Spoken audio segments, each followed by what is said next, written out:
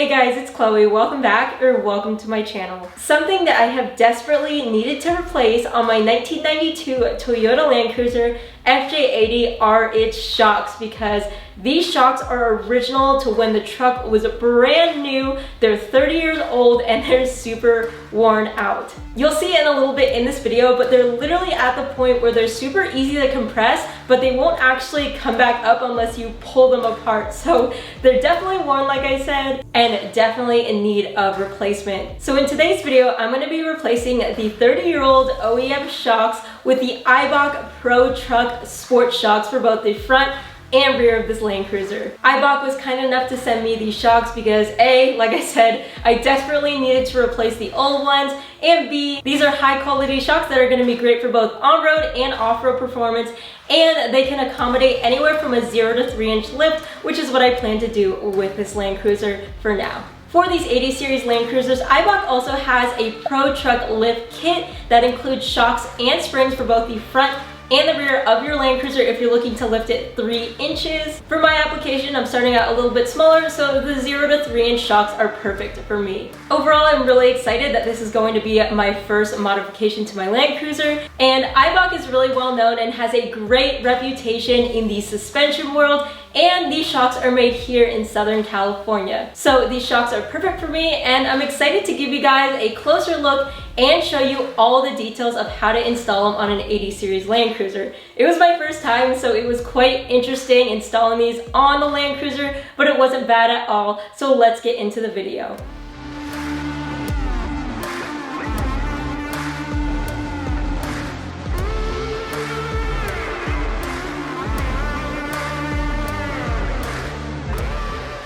I wanted to give you guys a closer look and a comparison between these OEM shocks that I took off and the shocks I'm replacing them with, the Eibach Pro Truck Sport shocks. Now this really isn't going to be an apples to apples comparison because let's be real, these OEM shocks are really old. They're actually 6 years older than me, which is really funny. And you know, they've been used for 30 years and they're definitely very worn, but I still thought it would be cool to take a closer look. Plus I wanted to talk about some features and some engineering behind these Eibach shocks.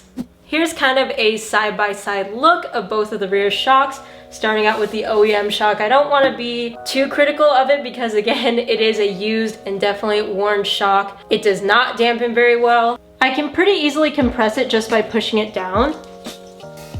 And as you can see, it kind of stays in position unless I like pull it up.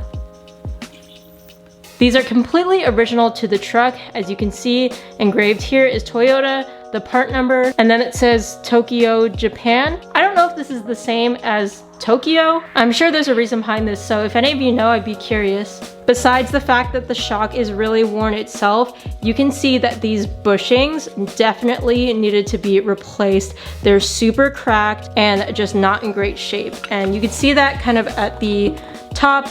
The bottom was much worse, but definitely a good time to replace. These Eibach shocks are actually a little bit smaller in their body width compared to the OEM shocks. The OEM ones measure to be about 54 millimeters wide, and the Eibach ones are 46 millimeters wide. So not a huge difference, but these ones are a tiny bit smaller. But one striking thing that you notice right when you look at these Eibach shocks is that they're zinc coated, which makes them really weather resistant. They feature a monotube high pressure design, and again, this specific shock here can accommodate anywhere from a 0 to 3-inch lift. Eibach really engineers their shock absorbers for really great street and off-road performance. This is a relatively new product that Eibach sells for their 80 series Land Cruisers, and so is their Pro Lift Kit. So I'm really excited to have these on my Land Cruiser and try them out. And on top of constantly hearing great things about Eibach suspension systems, I actually have Eibach springs on my 3rd gen 2019 Tacoma. They are fantastic, so again,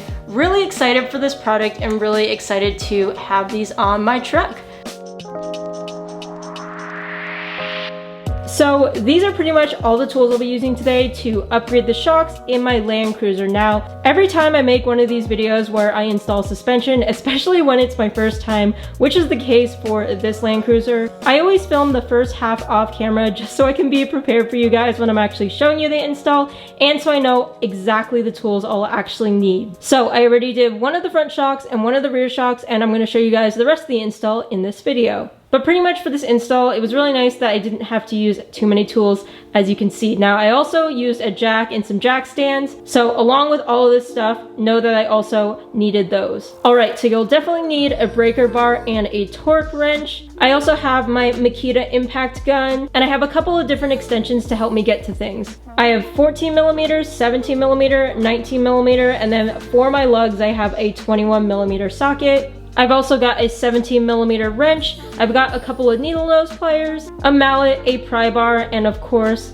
my gloves. So, not too bad. Now, let's get into it. Step one, lift the vehicle, and to do this, I'm using my Pro Eagle 2-ton off-road jack. Now, break our lug nuts loose.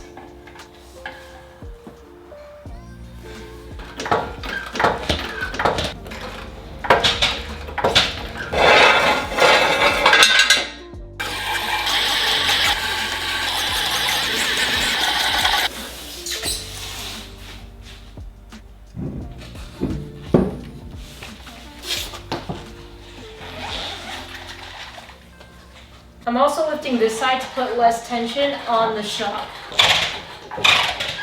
So for the front shock, you can access the top bolt by looking in the engine bay, and it's that right there.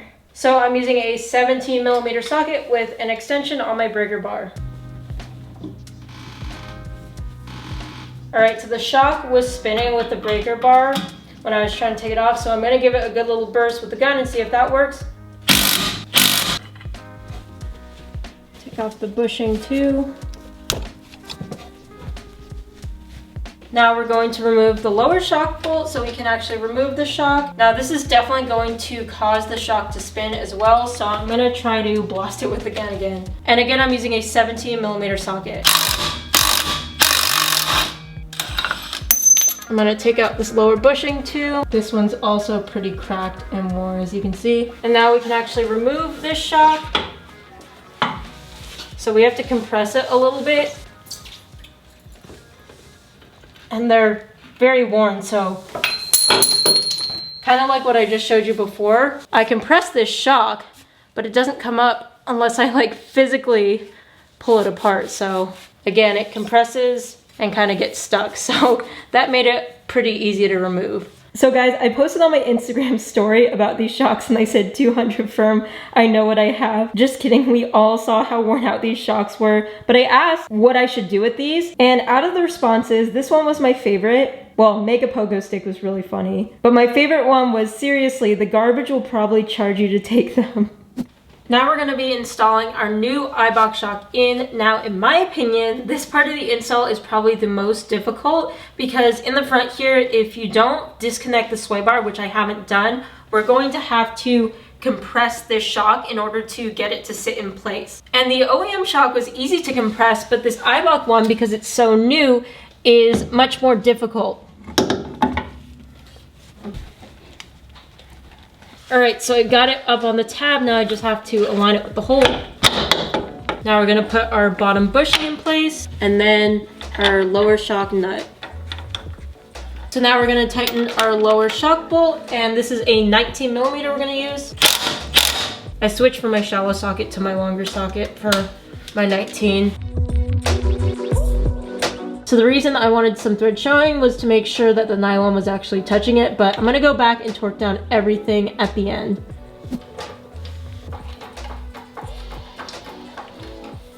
So I just compressed the shock a little bit so that I can get the upper shock nut onto the thread.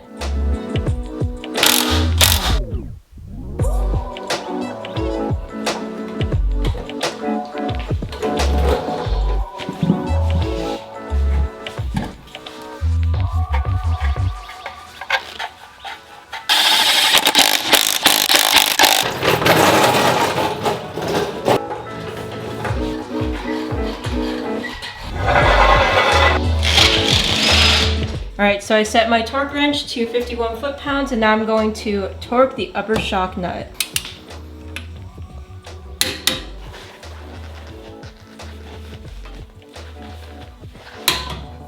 All right, so that was the front shock completely finished. That lower nut was a little bit difficult for me to torque because I was compressing the shock, but overall, again, install wasn't too bad. I did add this Eibach sticker that the kit came with because part of my wheel well liner covers up the original sticker that's on the top of the shocks. And again, Eibach did send me these shocks, so I'm very grateful and I want to make sure I share the love. Plus, I think the sticker looks pretty cool there. But anyways, now onto the rears. All right, starting out in the rear, I'm gonna start by actually jacking it up where the tow hitch is. So I still wanna use my extension, so I'm just gonna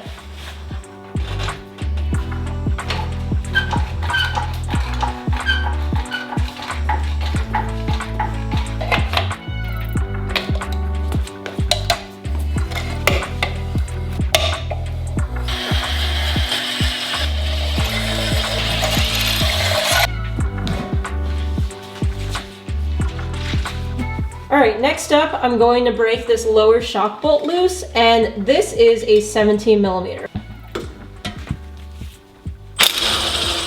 So next, to remove the upper shock, there's a mounting plate right here, so all we'll have to do is remove these two bolts, and the entire mounting plate plus the shock will come out. We'll separate the mounting plate from this shock, put the new shock on that, and then put everything back together. So pretty straightforward. So I'm using a 14 millimeter socket for both of these bolts, and I've got an extension on my breaker bar.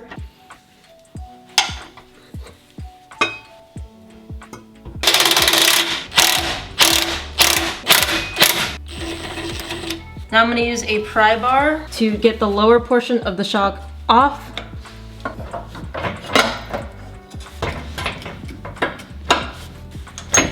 And there's our original rear shock out. Now I'm going to separate the mounting plate from the shock. I'm just going to blast it with the impact gun.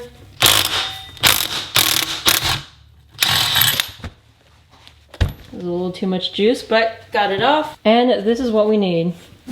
All right, so we have our mounting plate, which is much cleaner now because I just cleaned it. And now we have our new Eibach Pro Truck Sport Shock, and I'm going to zip tie the boot to the shock. And I'm going to cut all these ends off when I finish installing it on the truck. But now let's get our mounting plate in.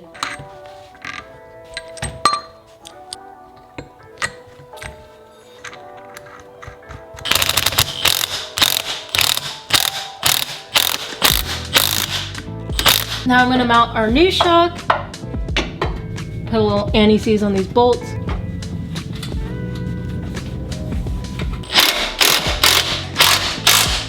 All right, now I need to align the lower portion of the shock onto its mount. So I'm going to push down on the brake a little bit.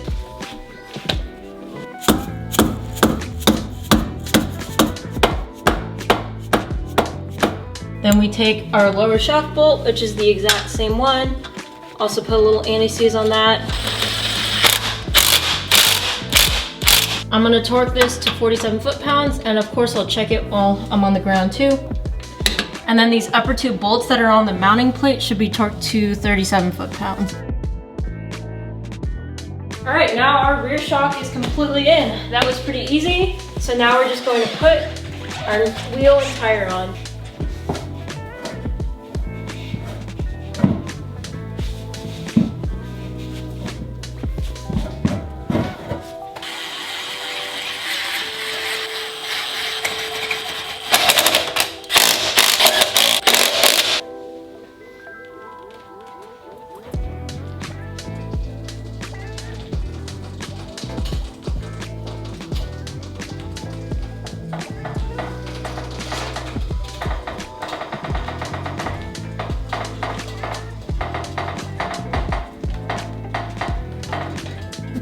All right, now that the vehicle is on the ground, I cracked out the old manual, literally the old manual.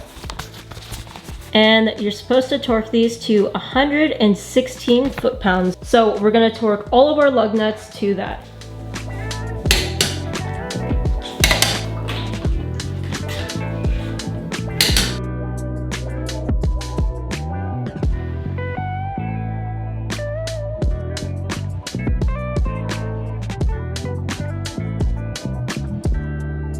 So that was a pretty fun install. Again, it was my first time installing suspension on an 80 series Land Cruiser, so that was a bit of an experience, but overall, I'm glad it worked out and it turned out great. I just want to give a huge thanks again to Eibach for sending me these shocks. I'm really excited to try them both on the street and more importantly, off the road. If you guys are interested in getting a set of these shocks for your 80 series Land Cruiser, I'll have a link in the description down below to the exact shocks I put on. Thanks so much for watching. If you want more content from me, you can follow me on my Instagram. It is at ChloeKuoTaco. I post more in real time on there, and I was posting some pictures as I was installing these shocks. Other than that, I hope you have a great day or night, and thanks again for watching.